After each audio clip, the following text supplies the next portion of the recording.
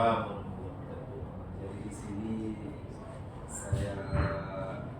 kami ingin melaksanakan wawancara dengan Bapak selaku Waka Bidang Kurikulum di SMK Negeri 1 Situan.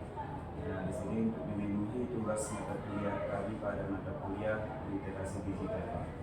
Nah, jadi untuk wawancara ini ada beberapa pertanyaan yang ingin kami lontarkan nanti, dan pertanyaan perihal infrastruktur atau sarana dan prasarana yang ada di sekolah ini, Pak. Jadi untuk mempersingkat waktu, mungkin pertanyaan yang pertama ingin kami sampaikan kepada Bapak, kira-kira infrastruktur atau sarana prasarana teknologi apa saja, Pak, yang ada di SMK ini, baik itu berupa hardware ataupun software? Baik, terima kasih. Jadi kalau infrastruktur yang mendukung untuk pembelajaran di sini, kita ini ada 14 konsentrasi keahlian. Jadi yang pertama, setiap konsentrasi keahlian tentunya punya workshop, punya perlengkapan di workshop masing-masing. Jadi mudah-mudahan semuanya bisa dipenuhi. Artinya setiap workshop itu memang dilengkapi dengan peralatan-peralatan pendukung untuk kegiatan. Demikian juga dengan yang konsentrasi keahlian bidang teknologi informatika atau TIK, itu mereka juga dilengkapi dengan lab komputer. Kita ada lab komputer, ada beberapa ruangan yang biasanya juga diselenggarakan. Seperti hari ini kita juga memiliki sistem jaringan internet yang cukup baik di sekolah ini. Pada hari ini kita melaksanakan ujian ini sudah menggunakan CBT atau Computer Based Test. Kita sudah menggunakan sistem CBT. Jadi anak-anak ujiannya sudah paperless, ya, tidak pakai kertas lagi. Mereka sudah pakai Android berbentuk digital. Jadi mereka sudah berbasis digital ujiannya. Kita tinggal mengontrol saja, kita mempersiapkan sistemnya. Soalnya sudah disimpan, kemudian juga sudah langsung dinilai. Nah, jadi begitu habis ujian langsung keluar nilainya. Kemudian juga ada konsentrasi keahlian program siaran televisi, SPTV. Juga demikian, mereka ada studio lengkap dengan kamera, komputernya yang biasa. Kemudian untuk sarana olahraga kita juga ada cukup, ada lapangan basket, lapangan futsal, lapangan bola voli, kemudian kegiatan ekskul yang lain, ya, di lapangan terbuka ini seperti untuk ekskul misalnya bela diri, ya, kita ada tarung derajat juga kita lengkapi. Jadi semua kalau sarana prasarana, infrastruktur, ya semuanya mudah-mudahan mendukung. Nah, masalah perkembangan teknologi itu ya tentunya seiring dengan waktu, tentunya ya tidak bisa juga kita setiap tahun itu update seperti yang ada di lapangan. Tentunya namanya sekolah tetap ketinggalan kita dengan yang ada di lapangan. Namun ketinggalannya tidak terlalu jauh karena kita ada kegiatan nanti yang dikatakan dengan kegiatan praktek di lapangan. Situlah mensinkronkan. Jadi kira-kira sekilas kalau pertanyaan tentang infrastruktur pendukung pembelajaran. Kalau ruangan infrastruktur kita ya sudah cukup. Kita ini ada 75 rombel atau rombongan belajar. Kelas 10 ada 25, kelas 11 ada 25, kelas 12 juga ada 25. Ruangannya cukup. Ini ada pertanyaan yang Bapak.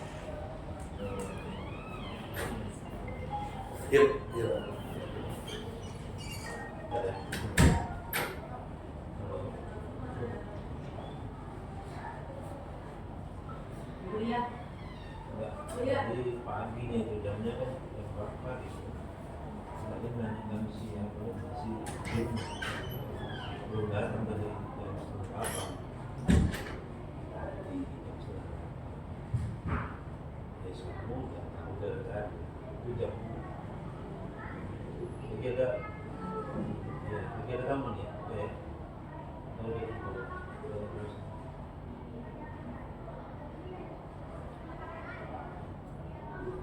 ya terus Terkait pertanyaan yang kedua, bagaimana kira-kira teknologi digital tadi diintegrasikan ke dalam kurikulum dan kegiatan pembelajaran? jadi tadi sudah sebagian saya ceritakan tentang teknologi digital ya. Pada waktu sistem penilaian kita sudah laksanakan. Teknologi digital kita sudah laksanakan dengan jaringan internet kita melaksanakan sistem penilaian atau ujian dengan ujian CBT computer based test. Nah, kalau untuk yang lain tentunya kegiatan pembelajaran tentunya setiap guru ya sesuai dengan kurikulum Merdeka ini kan siswa diberikan keleluasaan untuk bisa mengakses pengetahuan kemudian masalah-masalah lain yang terkait dengan pembelajaran itu dengan Androidnya untuk bisa lancar mencari informasi baik melalui media-media internet itu untuk menggali pengetahuan, memperkuat, memperkaya pengetahuan. Nah, guru di sini juga sebagai mendukung hal itu dalam pembelajarannya tetap kita berikan tugas-tugas, kita berikan bahan diskusi ya dari memanfaatkan teknologi digital itu di antara itu. Ya. Nah kalau untuk di jurusan yang berkaitan langsung dengan digital itu seperti komputer itu ada 3 jurusan RPL, TKJ, dan PSPTV itu mereka tentunya juga langsung akses pembelajarannya itu. Tapi kalau jurusan yang lain ya tentunya sesuai dengan kebutuhan atau materi yang disampaikan oleh gurunya. Tapi tetap juga kemampuan digital itu juga kita bisa memanfaatkan teknologi digital itu. Kemudian ini Pak, bagaimana kira-kira cara guru di sekolah ini menggunakan teknologi yang Bapak jelaskan tadi dalam proses pembelajaran? Apakah guru-guru itu memang sudah menguasai teknologi-teknologi itu untuk diajarkan kepada para siswa? Ya sekarang ini kan untuk teknologi digital itu bukan persoalan yang sulit ya. Kita semuanya bisa mengakses. Nah, tinggal bagaimana kita bisa mengarahkan anak-anak untuk menggunakan dan memanfaatkan teknologi digital itu. Ya sekarang kalau untuk pembelajaran sifatnya umum itu kan tinggal mereka mengakses informasi terbaru.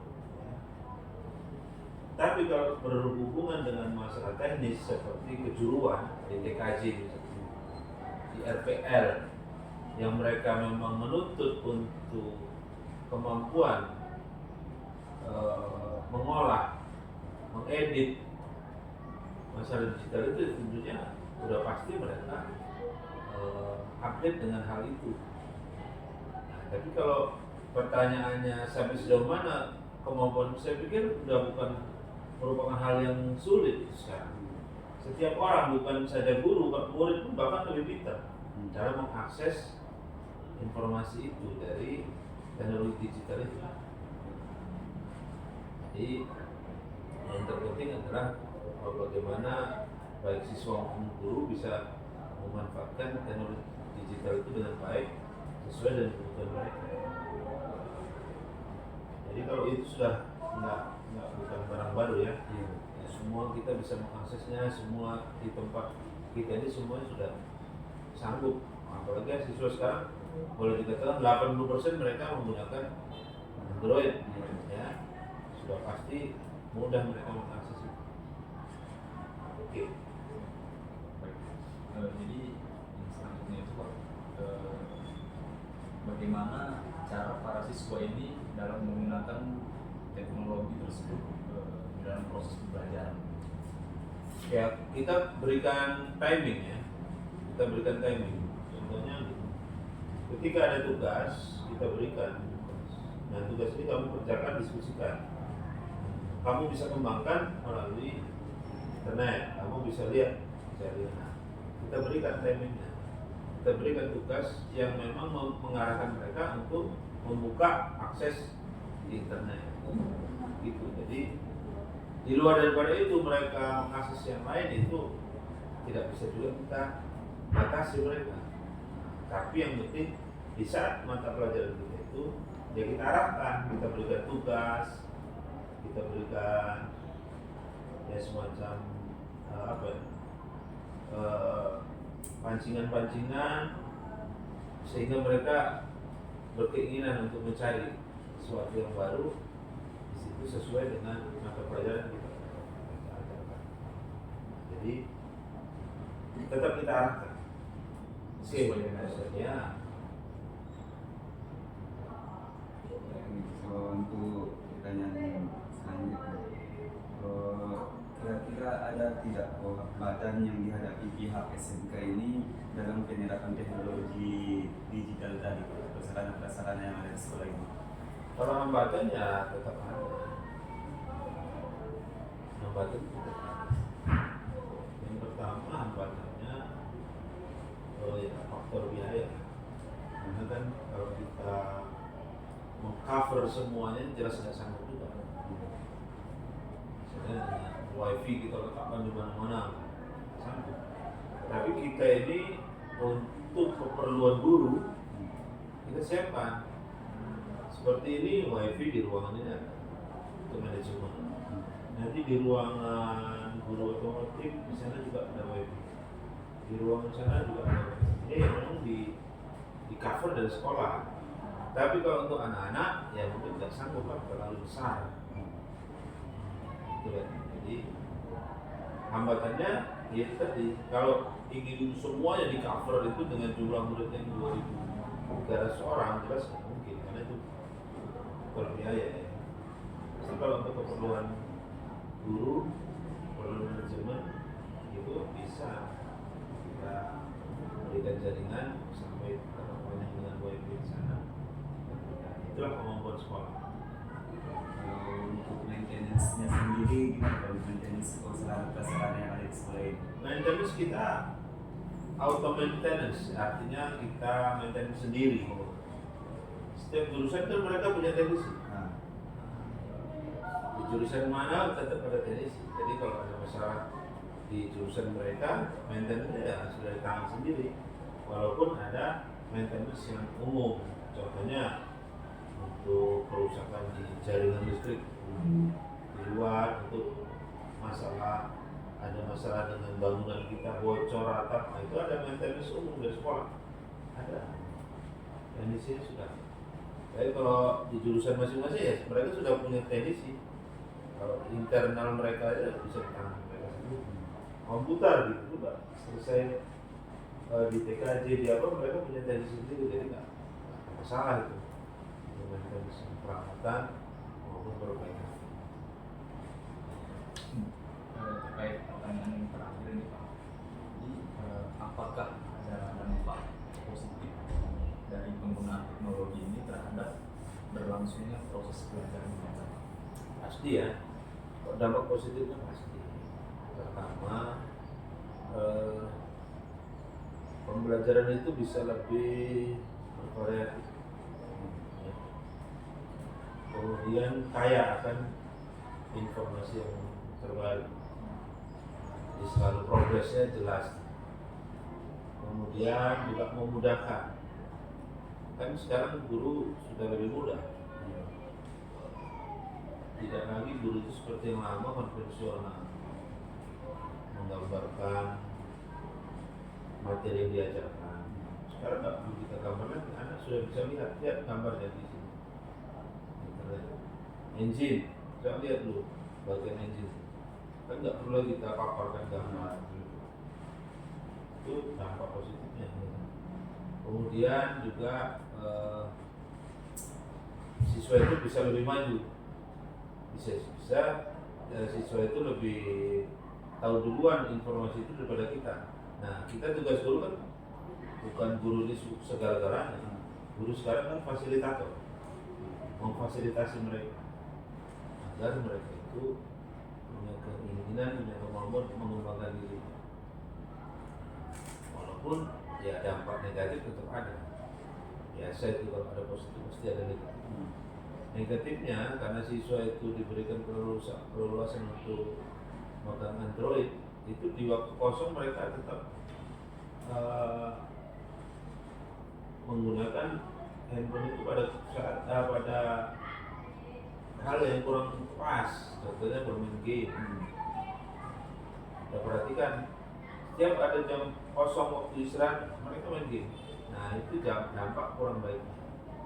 Tapi itulah yang tidak bisa kita hindari. Selama kita membolehkan menggunakan teknologi informatika itu, kita juga harus bersiap dengan dampak negatifnya. Tinggal tugas kita mengarahkan, carahkan. Namun kalau 100% ya nggak bisa. Setidaknya dapat minimalisir. Ya minimalisir. Kita mengarahkan. Kalau mau tidak terdampak ya kita nggak boleh kan, nggak usah bawa ini. Teknologi lah. Kalau gadget ini. Ya nggak boleh kok gadget. Tapi ke pembelajaran akhirnya juga agak terganggu kan. Kita tidak bisa progres yang lain. Kita terpaku pada materi-materi yang ada. Tapi dengan adanya ini kan mereka berkembang. Ya memang ada plus minusnya lah. Tetap penggunaan teknologi informasi ini ada plus, ada minus. Sekarang tinggal yang menggunakan. Jadi berarti jauh lebih cepat proses pembelajaran yang menggunakan teknologi dibandingkan menggunakan sistem konvensional. Ya pasti. Kalau itu sudah pasti dengan sistem informasi yang baru ini lebih percepatannya lebih baik. Percepatan lebih baik. Tapi dengan catatan juga sepanjang memang peserta didik kita juga bisa mengikuti itu dengan baik. Nah, kalau mereka pegang gadget tapi pintar main game, sementara tak mau dia membuka informasi sesuai dengan kebutuhan mereka, ya memang agak sia-sia sih. Nah, tantangannya salah satunya di situ tadi. Kita pikir mereka menggunakan gadget itu ya lebih banyak informasi yang dia peroleh daripada kita. Rupanya ternyata enggak, karena mereka hanya menggunakan satu segmen saja yang dia perkuat, yaitu main game. Segmen yang lain tidak. Itu sia-sia. Jadi ini Pak, mau sedikit pertanyaan tambahan ini Pak. Tadi kan untuk pertanyaan yang pertama itu mengenai sarana di bagian e-soft yang ingin saya tanyakan lagi. Sekolah ini kira-kira ada nggak website sekolah sendiri atau e-learning dari sekolah ini Pak? Website ada. Website. Kalau e-learning kan itu biasanya fasilitasi oleh guru masing-masing. Nggak ada yang terpusat. Nggak ada yang terpusat. Karena terpusat juga nggak ada juga manfaatnya karena kan konsentrasinya berbeda-beda. Nah, tapi kalau di jurusan masing-masing mungkin ada gurunya membuat pembelajaran jarak jauh misalnya. Ketika macam kemarin yang waktu masa COVID itu lah ya, kita mengadakan pembelajaran dari sekolah, muridnya di rumah. Tapi itu yang sudah dilakukan. Kalau e-learning khusus dari sekolah itu saya rasa belum ada, tapi kalau per jurusan mungkin ada. Berarti bergantung dari kebijakan Iya, pengembangan masing-masing jurusan. Masing-masing jurusan. ada terpatok dari pusat sekolah Ada. harus menggunakan e-learning juga. Ada. Kalau sebelumnya terima kasih Pak untuk informasi yang Bapak berikan kepada kami. Semoga informasi ini dapat memudahkan kami dalam mengisi laporan observasi mengenai infrastruktur di sekolah ini Pak. Jadi mungkin kami tutup dengan ucapan Assalamualaikum warahmatullahi wabarakatuh. Waalaikumsalam warahmatullahi wabarakatuh.